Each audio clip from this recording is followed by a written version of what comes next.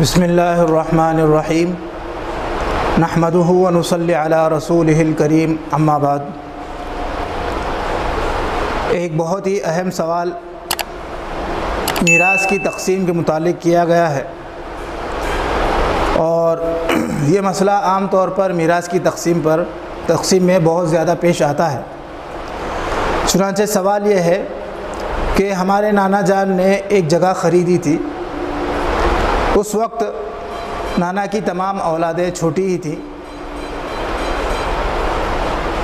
نانا کے خاندان والوں نے اس غرض سے کہ اس جگہ کے اندر کوئی دوسرا دعویٰ نہ کر سکے،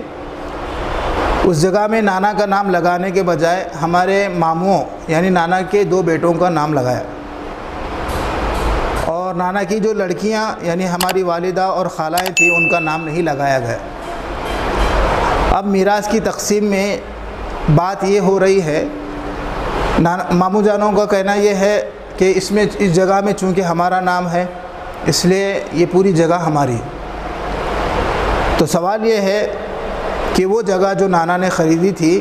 اور اس میں ماموں کا نام لگایا گیا تھا، اس جگہ میں صرف ماموں کا حصہ ہے، یا اس جگہ میں ماموں کے ساتھ ساتھ نانا کی دوسری اولاد، نانا مثلا ہماری والدہ اور ہمارے خالاؤں کا بھی اس میں حصہ ہے یا نہیں ہے؟ یہ ایک بہت اہم سوال ہے، اور عام طور پر اس طرح کی سچویشن پیدا ہوتی ہے، صورتحال سامنے آتی ہے۔ باپ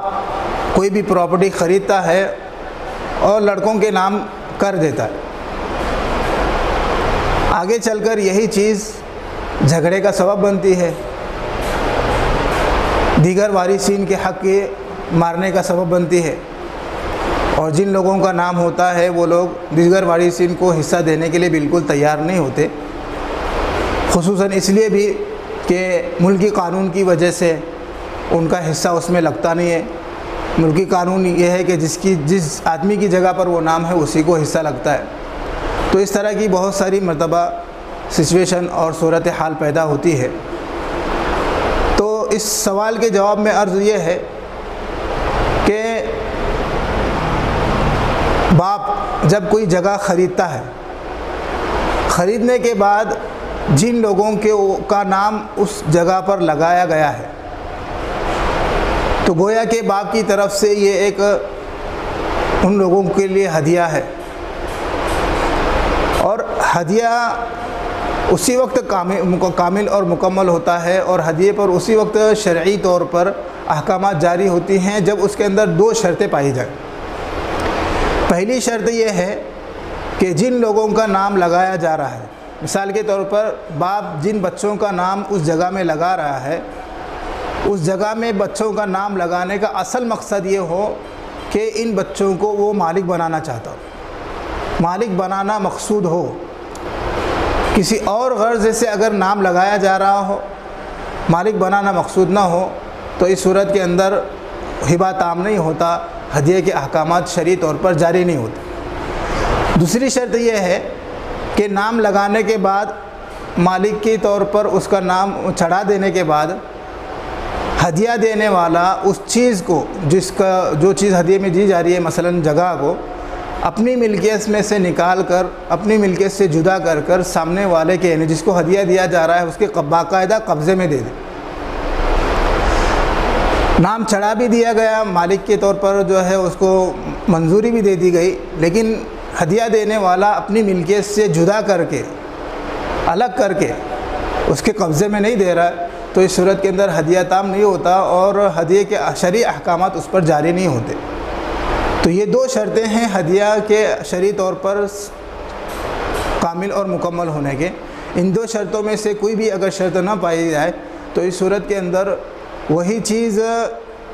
چیز ان لوگوں کی نہیں ہوگی جن لوگوں کا نام لگایا گیا۔ چنانچہ صورت مسئولہ میں یعنی جو سوال پوچھا گیا ہے وہ یہ ہے کہ ہمارے نانا نے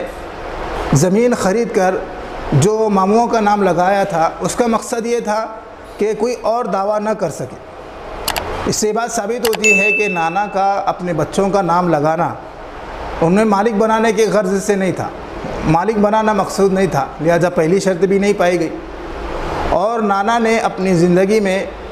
وہ جگہ، وہ گھر اپنی ملکیت سے جدا کر کے ماموں کے قبضے میں بھی نہیں دیا تھا، اب تک اس جگہ میں سب لوگ رہتے آ رہے ہیں، تو ہبہ کی دوسری شرط بھی مکمل نہیں ہوئی، لہٰذا اس جگہ کے اندر صرف ماموں کا حصہ نہیں بیٹھتا، بلکہ اس جگہ میں نانا کے انتقال کے وقت جتنے وارثین زندہ تھے سب کا اس کے اندر حق بیٹھتا ہے۔ لہٰذا سائل کے جو ماموں حضرات ہیں جو یہ ضد کر رہے ہیں کہ نام ہمارا ہے اس لیے جگہ ہماری ہے، یہ بات ان کی بالکل غلط ہے۔ صرف نام لگانے کی وجہ سے کوئی آدمی مالک نہیں بنتا۔ مالک بننے کے لیے یا تو مالک بنانا مقصود ہونا چاہیے، اور ساتھ ساتھ میں جو مالک بنا رہا ہے وہ اپنے ملکیت سے اس چیز کو جدا کر کے باقاعدہ سامنے والے کے قبضے میں دینا ضروری ہے، اور صورت مسئلہ میں یہ دونوں شرطیں نہیں پائی گئی ہیں، لہٰذا جن لوگوں کا نام لگایا گیا ہے یعنی ماموں نانا کے بیٹے ان کا نام لگایا گیا ہے وہ اس کے مالک نہیں بنے ہیں، لہٰذا اس کے اندر ماموں کا بھی حصہ ہے۔ اسی طرح نانا کی بیٹیاں یعنی ساحل کی ماں اور ساحل کی خالاؤں کا بھی اس کے اندر حصہ ہے۔ اس کے علاوہ اور اگر کوئی وارث نانا کے انتقال کے وقت زندہ تھا تو اس کا بھی اس کے اندر حصہ لگتا ہے۔ لہٰذا اس معاملے میں اللہ کا خوف پیدا کرنے کی بہت زیادہ ضرورت ہے۔ عام طور پر لوگ میراث کی تقسیم میں پیسہ دے کر پھسل جاتے ہیں، دین اور احکام دین کو پس پشت ڈال دیتے ہیں۔ یہ چیز انسان کی زندگی میں بے برکتی کا سبب ہوتی ہے اور آخرت کے اندر ناکامی کا ذریعہ بنتی ہے۔ حضرت نبی کریم صلی اللہ علیہ وسلم کا فرمان مبارک بخاری و مسلم کے اندر یہ نقل کیا گیا ہے۔ اللہ کے رسول صلی اللہ علیہ وسلم ارشاد فرماتے ہیں کہ جو آدمی کسی دوسرے آدمی کی بالشت بھر زمین بھی ناحق دبا لے گا، ناحق چھینے گا، غصب کرے گا، اللہ تبارک و تعالیٰ کل قیامت کے دن ساتوں آسمان و زمین کو اس کے گلے کا توق بنا دیں گے، اس کے گلے کا پٹا بنا دیں گے۔ تو اتنی سخت وعیدیں ہیں، صرف چند پیسوں کی خاطر، چھوٹی سی جگہ کی خاطر انسان اپنی زندگی دنیا بھی برباد کر دیتا ہے، کیونکہ اس طرح کے حق ہڑپنے کی وجہ سے زندگی کے اندر برکتیں نہیں ہوتی، اور آخرت کی ناکامی تو انسان کی مقدر ہی ہے۔ لہٰذا دنیا کے اندر بھی اپنی زندگی کامیاب بنانے کے لیے اور آخرت کی زندگی بھی کامیاب بنانے کے لیے میراث کی صحیح تقسیم ہو، جس وارث کا جتنا حق بیٹھتا ہے اس وارث کو اس کا صحیح حق دیا جائے، اس سے دنیا بھی بنتی ہے اور آخرت بھی بنتی ہے، ورنہ دنیا بھی برباد ہوتی ہے اور آخرت بھی برباد ہوتی ہے۔ اللہ تبارک و تعالیٰ ان تمام باتوں پہ ہمیں عمل کرنے کی توفیق عطا فرمائے۔ آمین وآخر دعوانا ان الحمد للہ رب العالمین۔